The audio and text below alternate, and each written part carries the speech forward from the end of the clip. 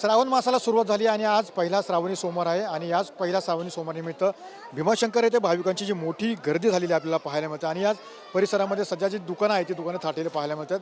विविध प्रकारची खेळणी असेल, त्यासोबत शंकराचे शंख असतील, पिंड असेल आणि त्यासोबत टिळा असेल, भस्म असेल, अशा स्वरूपाचं जी दुकानं आहेत त्या दुकानं या ठिकाणी थाटलेलं पाहायला मिळते.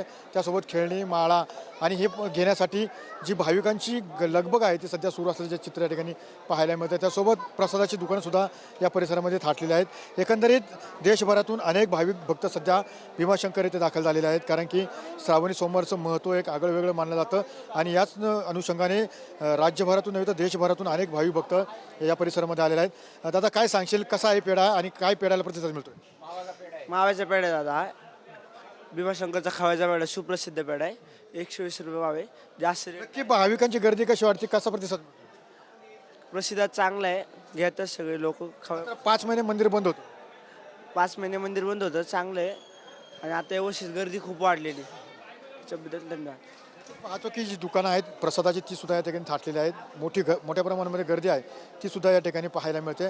मात्र एकंदरीत पाहतो की रात्रीपासूनच या परिसरामध्ये जी भाविकांची गर्दी आहे ती पाहायला मिळते आणि भाविकांमध्ये एक मोठा उत्साह या ठिकाणी आपण पाहायला मिळतोय.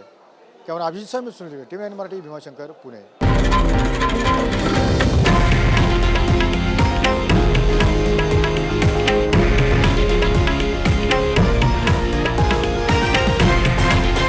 हे आहे देशातील नंबर 1 न्यूज नेटवर्क आणि आपण पाहत आहात TV9 मराठी, एकमेव.